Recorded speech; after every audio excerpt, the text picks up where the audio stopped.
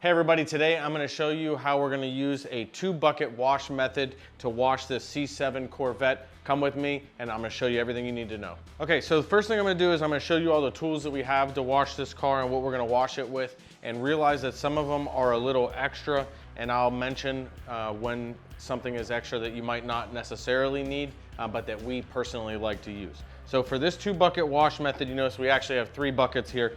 We do have a separate bucket for the wheel. You can get all these on auto fiber. It has measuring hash marks. And so we have a wheel wash and rinse. We're gonna wash our wheels first, and then we're gonna wash and rinse buckets. So some of the tools that we're gonna use, I like to have at least 2 of everything in case you accidentally drop something on the ground. I say that in all my videos. So I have 2 zero cuff mitts here. I'll put them into the wash bucket for now. And then for the wheels, we're not gonna use a mitt because we're gonna use specialized wheel tools. I have a barrel blade here, I have a wheel paw here, and then I have our 2 newest barrel blade covers that I can use for a little bit more aggressive scrubbing. I have 2 Dreadnought Maxes. This is the blue and red, that's our new color, and then this is the black and the red. And then I have, that's for drying, and then I have a wheel flip, which will help us dry the wheels a little bit better than a bulkier towel. And then I'm going to be using today for soap, I'm going to be using American Detailer Garage Fury. It's a ceramic reset soap, a ceramic aftercare soap, and this car was previously ceramic coated, and this is a brand new product. I really like it, so we've been using this a lot. It also does a really good job of unclogging coatings. And then, speaking of which, unclogging coatings in American Detailer Garage, you see me using this all the time. This is filled with American Detailer Garage F-Bomb, diluted to a ratio of 10:1 with an electric pump sprayer. And then I have a pressure washer. Recognizing that if you have a pressure washer, you probably have a foam cannon as well. We're not going to use a foam cannon today. We're going to use a pressure washer. And if you don't have a pressure washer, you could just as easily use a hose with a trigger. Okay, so the first thing I'm gonna do is I'm gonna use Fury, and I'm gonna load up my wheel and wash bucket. I have them all filled to 3 gallons. For 3 gallons, you can probably use 2 ounces. Technically, you can use 1 to 5 ounces of Fury in a bucket.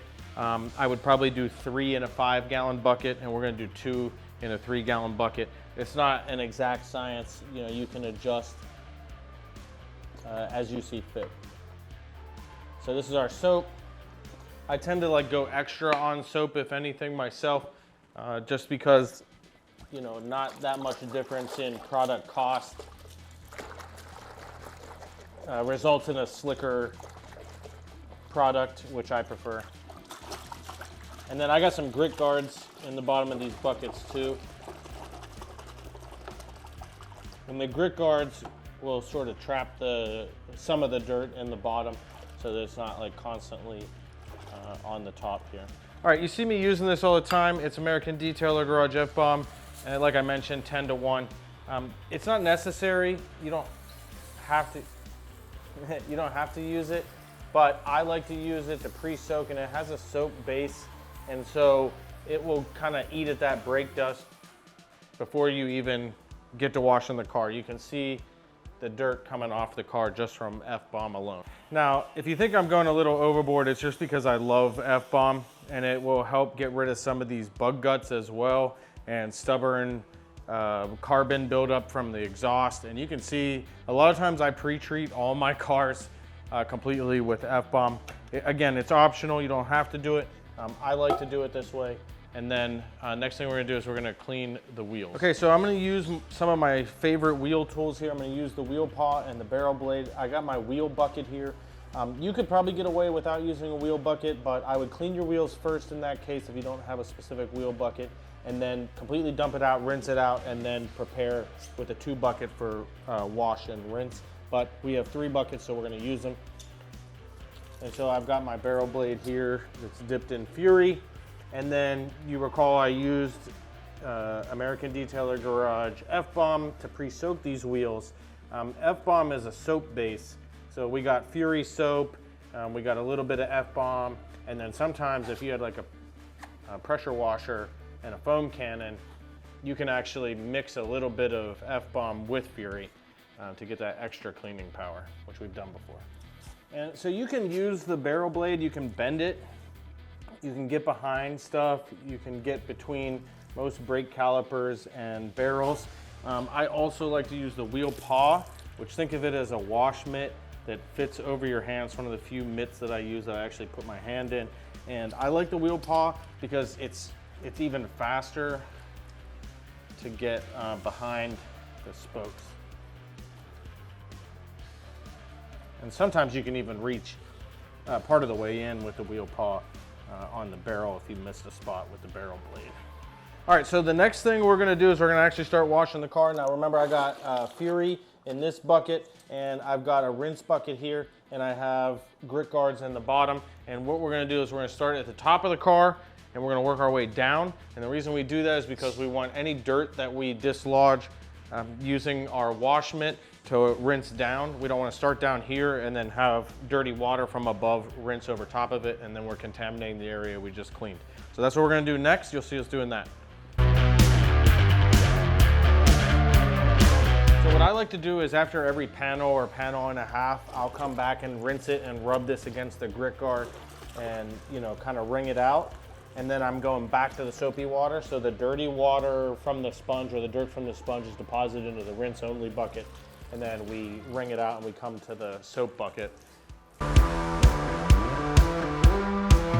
you notice I also flip my mitt as well. So I try to do that frequently.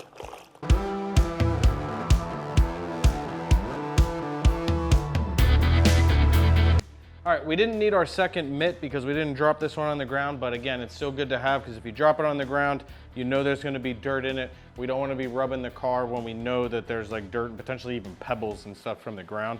So we didn't drop it, but it's good to have anyways. Now we're gonna rinse the car off. And again, you could use a hose, you could use a pressure washer, you could use whatever you have. And I also try to do this from top to bottom as well.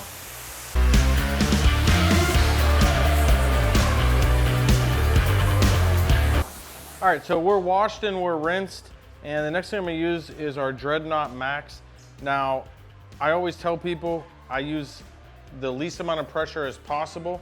Now, in our shop, we could technically just let this dry because we use spot-free water, but we realize most people don't have that. So you can see with our Dreadnought Max, watch how much it's gonna dry.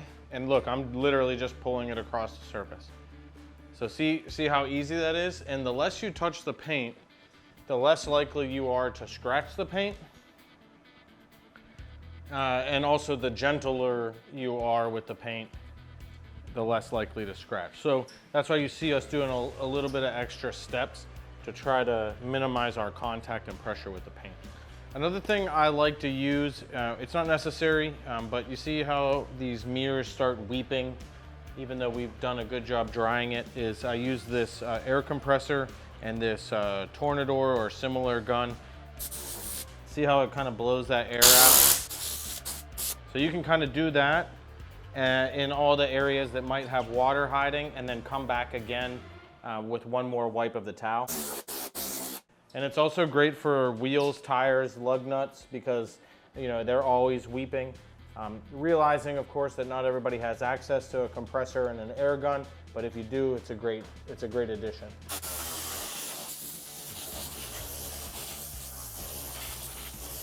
Now for the wheels specifically, I'm going to use the Autofiber wheel flip. It has multiple sides. It's a microfiber towel. It's black, so it's good for wheels, and you can kind of fit your hand in there. I don't put my hand into a lot of towels, but this is an example of where I might.